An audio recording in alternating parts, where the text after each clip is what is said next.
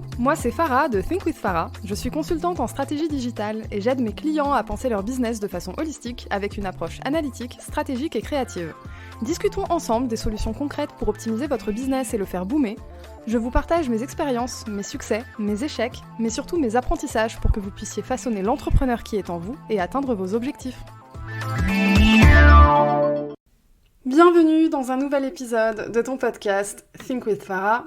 Aujourd'hui, je vais répondre à une question très importante lorsqu'on est à son compte. Comment trouver la force d'avancer lorsqu'on se sent perdu ?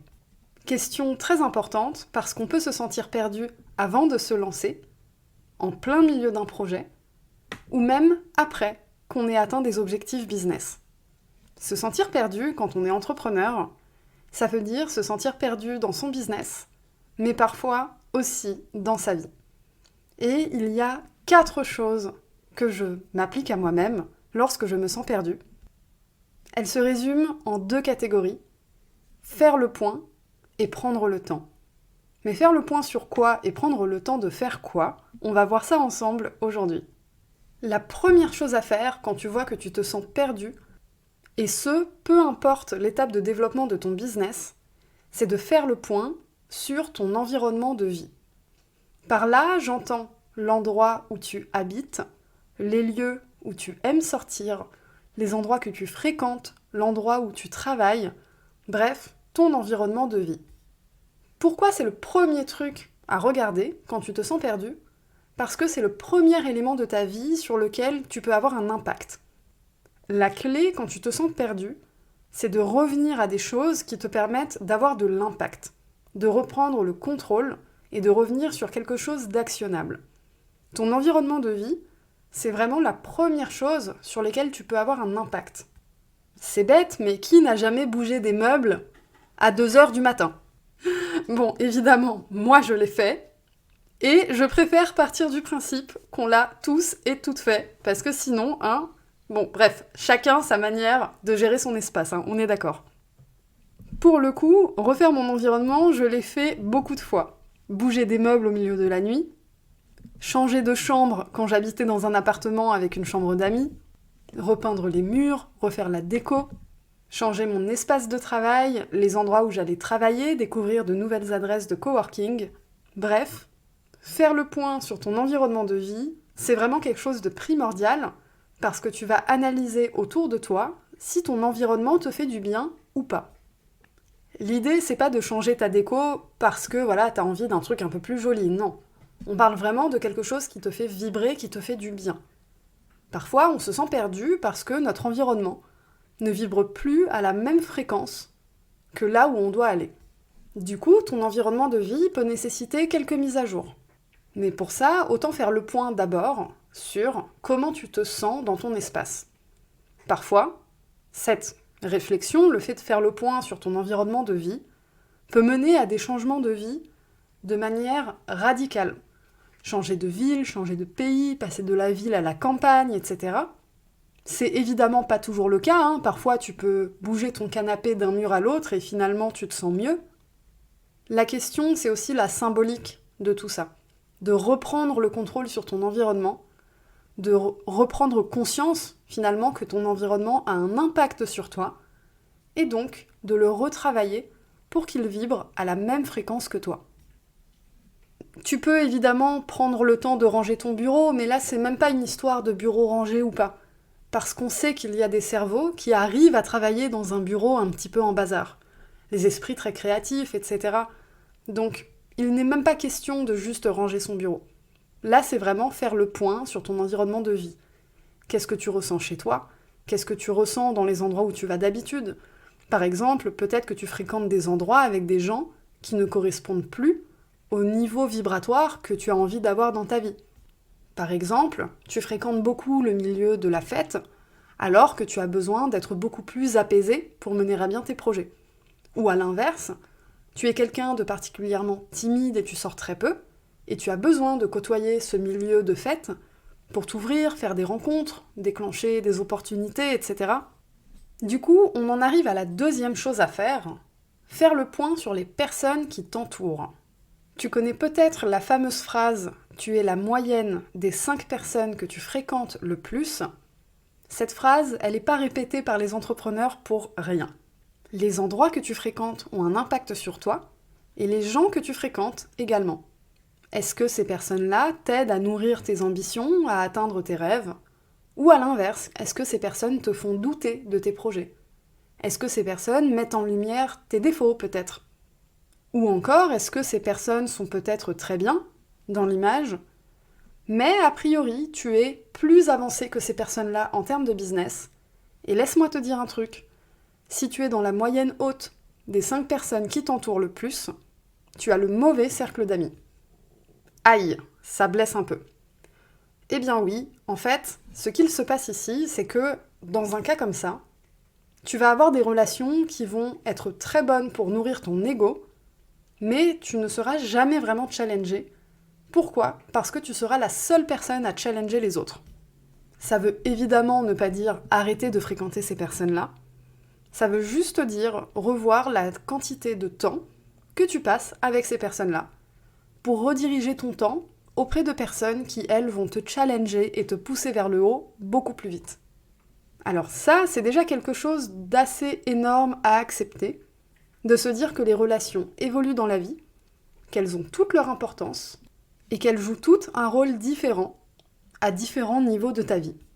Sauf que pour percuter tout ça, il faut d'abord prendre le temps de faire le point sur les personnes qui t'entourent.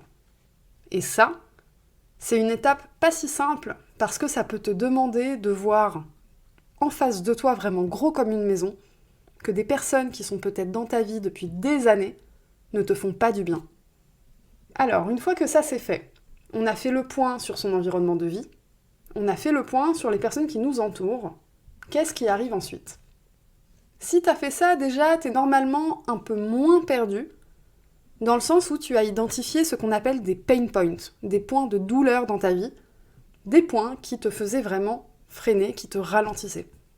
Cela dit, on n'est pas encore au stade d'avoir complètement levé le flou lorsqu'on se sent perdu. Il reste encore 2 étapes. La 3e, c'est prendre le temps de regarder le passé et d'apprécier ce que tu as déjà accompli.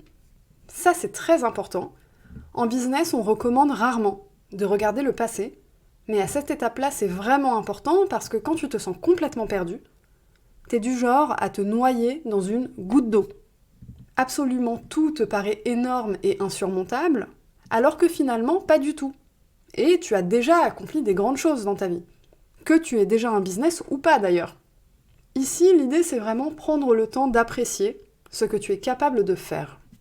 En faisant ça, tu vas passer de « je me noie dans une goutte d'eau » à « je suis capable de nager dans une goutte d'eau », puis « je suis capable de nager dans un verre d'eau », puis finalement, tu me lâches au milieu de l'océan, ça va, je gère.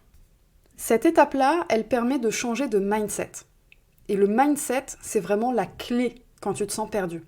Parce que se sentir perdu, c'est pas juste ne pas savoir quoi faire. C'est aussi ne pas savoir où on en est et ne plus arriver à avoir la bonne vision pour son business. Donc finalement, l'objectif, c'est de réussir à changer ton mindset.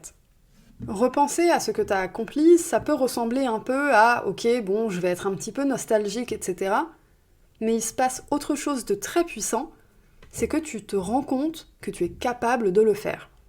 Tu as accompli quelque chose par le passé, tu peux accomplir quelque chose aujourd'hui, et c'est pas la première fois dans ta vie que tu te sens perdu et que tu arrives à avancer.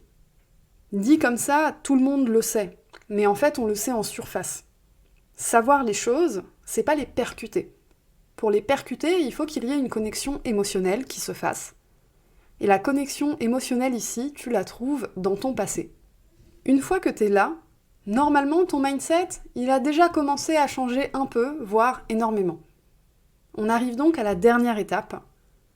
Il s'agit ici de prendre le temps de repenser ta stratégie et tes idées pour ton business.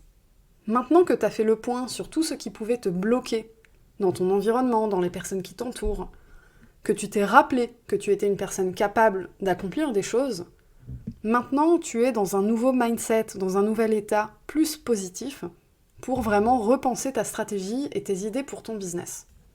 J'ai bien dit prendre le temps de repenser. Il ne s'agit pas ici de changer radicalement sa stratégie du jour au lendemain. Il faut aussi s'accorder du temps, le temps de penser, et du coup lâcher prise un peu sur le fait de se sentir perdu. Parce que parfois, tout ce dont on a besoin, c'est un peu de temps. Parce que ton cerveau, il a peut-être besoin de récolter plus d'informations pour ensuite assembler une idée qui lui paraît cohérente et actionnable. Le truc bien ici, c'est que les informations, tu les récoltes dans les nouvelles relations que tu te fais si tu te rends compte que les personnes qui t'entourent ne nourrissent pas tes objectifs, et tu nourris ça également dans ton passé, dans le fait que, ok, j'ai déjà fait ça, j'ai déjà surmonté ça. Donc ton cerveau, en fait, il va mélanger un peu toutes ces informations, et avec un peu de temps, il va arriver et te dire « Ok, c'est bon, je sais ce qu'on va faire pour s'en sortir. » Tout ce que tu auras à faire après, c'est passer à l'action. Pas si simple non plus, dit comme ça, mais vu que tu as déjà fait le point sur ton environnement et pris le temps de penser à ce que tu avais déjà accompli, tu es à ce moment-là dans le meilleur mindset possible pour passer à l'action. Voilà, on arrive à la fin de cet épisode. J'espère qu'il t'aura donné des clés concrètes et actionnables pour sortir de cet état finalement de te sentir un peu perdu dans ton business, qu'il t'aura permis de déculpabiliser un petit peu également, parce que ça fait partie du jeu et que ça arrive à n'importe quelle étape d'un business. Et qu'il t'aura aussi permis d'accepter qu'il faut lâcher prise, parce que les projets prennent toujours plus de temps que prévu, et que le temps, ce n'est pas toujours ton ennemi en business. Merci pour ton écoute, j'ai adoré enregistrer cet épisode. N'oublie pas de le noter sur Apple Podcast, de t'abonner sur ta plateforme de streaming préférée, et de le partager à tes proches pour soutenir mon travail et permettre à d'autres entrepreneurs ambitieux et ambitieuses d'atteindre leurs objectifs. Si tu veux atteindre tes objectifs et encourager tes proches à le faire également, ma liste d'attente pour le programme Think With Yourself est toujours disponible dans la description de l'épisode. Allez, à la semaine prochaine!